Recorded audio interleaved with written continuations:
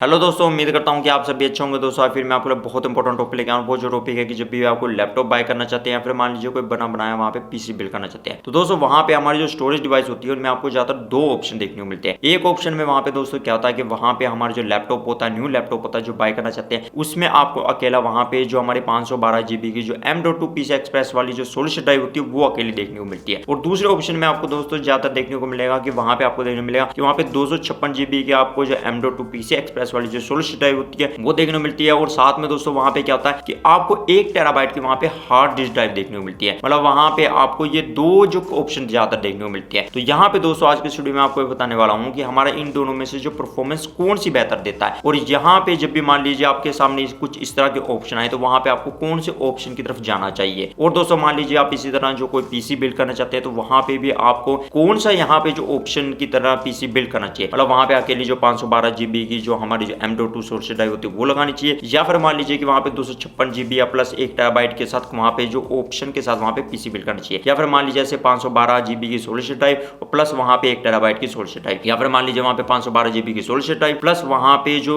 2 terabyte की जो hard disk drive के साथ वहां पे पीसी बिल्ड करना चाहिए। कौन से ऑप्शन के साथ आपको वहां पे जो पीसी भी बिल्ड करना चाहिए। दोस्तों आज के वीडियो में आपको सभी चीजें डिटेल में बताने वाला हूं। तो ये सब चीज जानने के लिए आप वीडियो को लास्ट तक देखते हैं। तो देर न करते हुए शुरुआत करते हैं।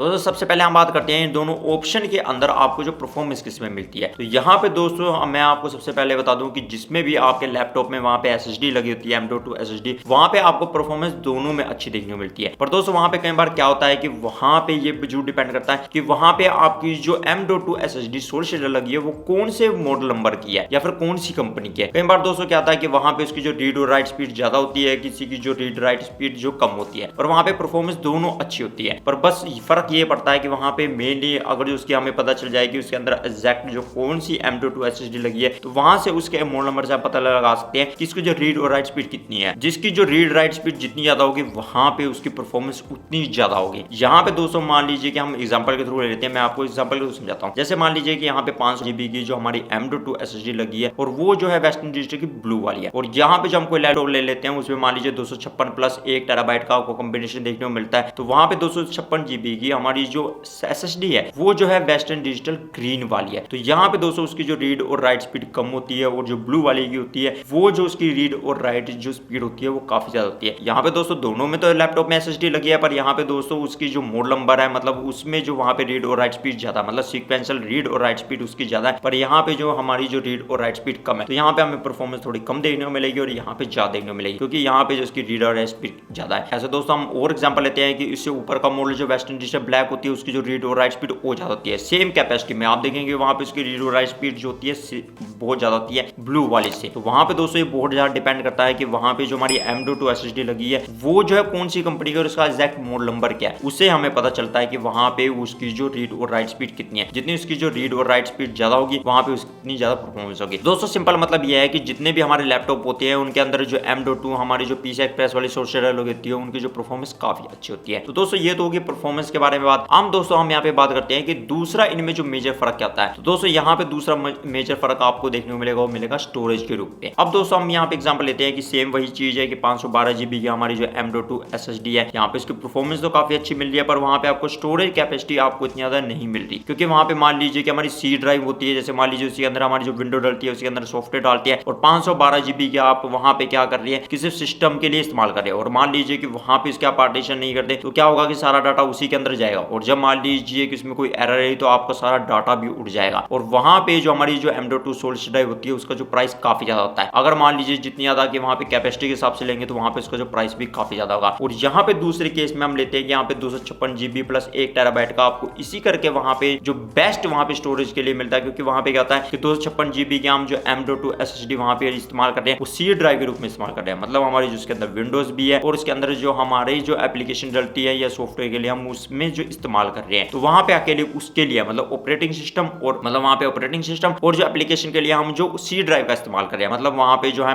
M.2 SSD की हम इस्तेमाल कर रहे हैं, मतलब सी ड्राइव के रूप में। और जो बाकी हम जो डाटा हमारा जो रॉ डाटा है या फिर मान लीजिए हम काफी ज्यादा सॉफ्टवेयर का इस्तेमाल करते हैं, गेमिंग सेटअप है, तो वो जो है हम अपनी जो 1 टेराबाइट की जो हार्ड डिस्क ड्राइव होती है उसके अंदर डाल सकते हैं। तो ये मान लीजिए कि आपके वहां पे जो परफॉर्मेंस भी काफी अच्छी मिल रही है और स्टोरेज के रूप में आपको वहां पे जो आपको हार्ड डिस्क ड्राइव मिल रही है। यहाँ पे दोस्तों क्या होता है कि जितनी भी हमारी हार्ड डिस्क ड्राइव होती है उसको जो काफी जो कम रेट आपको देखने मिलता है। वहां पे क्या होता है कि दोस्तों हमारी जो M.2 PCI Express वाली जो हमारी सोर्स ड्राइव होती है उसका प्राइस बहुत ज्यादा होता है, और यहाँ पे जितनी भी हमारी हार्ड डिस्क ड्राइव होती है उसका प्राइस काफी कम होता है, और वहां पे आप काफी जो टेराबाइट की जो लो प्राइस में आप वहां पे बाय कर सकते हैं। तो वहां पे दोस्तों क्या होगा कि इस ऑप्शन 2 में आपको क्या होगा कि वहां पे आपको परफॉर्मेंस मिल रही है, प्लस वहां पे आपको स्टोरेज के रूप में काफी ज्यादा डाटा के लिए स्टोरेज करने के लिए आपको वहां पे स्पेस भी मिल रही है। तो यहाँ पे दोस्तों मैं कहूंगा कि जब भी मान लीजिए आपको परफॉर्मेंस प्लस स्टोरेज के रूप में जाना है तो वहां पे ये जो बेस्ट कॉम्बिनेशन होता है। ऐसे मान लीजिए कि वहां पे आप कोई पीसी बिल्ड करना चाहते हैं तो वहां पे आप अकेला ये मत कीजिए कि वहां पे 512 GB की आप जो सिर्फ वहां पे सोलिड स्टेट लगा दे। अगर मान लीजिए आप वहां पे स्टोरेज के रूप में नहीं इस्तेमाल करते कि सिर्फ आप वैसे नॉर्मल वर्क करना चाहते हैं, तब उस केस में ये सही होती है, मतलब आपके लिए आप वहां पे M.2 सोलिड स्टेट लगा सकते हैं। और मान लीजिए आप वहां पे एडिटर का काम करते हैं, या फिर मान लीजिए कि आप गेमिंग खेलते हैं उसके सेटअप भी रखना चाहते हैं, या फिर मान लीजिए आप कोई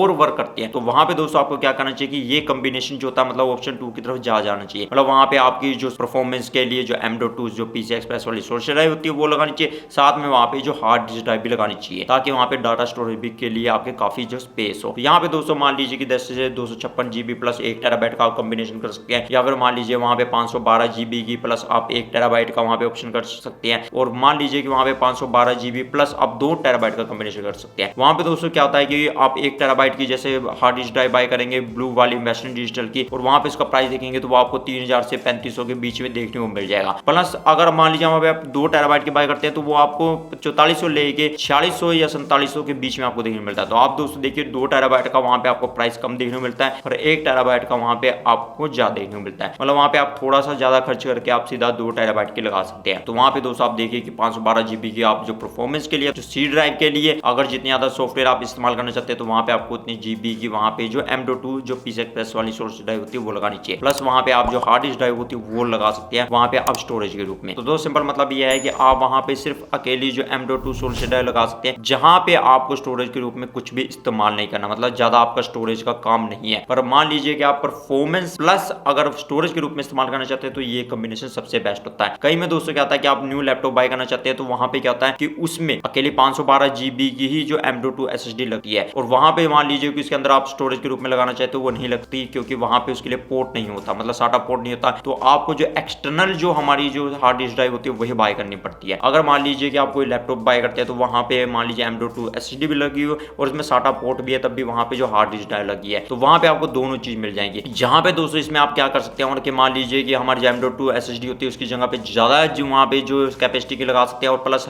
आपके हार्ड डिस्क ड्राइव लगी है मान लीजिए 1 टेराबाइट की, उसकी जगह पे भी आप जो काफी वहां पे टेराबाइट की जो हार्ड डिस्क ड्राइव लगा सकते हैं। मतलब फिर आपको अपग्रेड करने का भी ऑप्शन मिल सकता है। और मान लीजिए जिस लैपटॉप में अकेले जो M.2 स्लॉट ही है और साटा वर्जन है नहीं है, तो वहां पे आप फिर जो हार्ड डिस्क ड्राइव नहीं लगा सकते, आपको एक्सटर्नल ही बाय करनी पड़ेगी वहां पे आपको स्टोरेज के रूप में इस्तेमाल करने के लिए। तो दोस्तों उम्मीद करता हूं आपको वीडियो काफी अच्छी लगी हुई। तो दोस्तों अगली वीडियो में आपको फिर मिलता है नॉट वीडियो के साथ, तब तक न्यू चीज सीखते रहिए और आगे बढ़ते रहिए।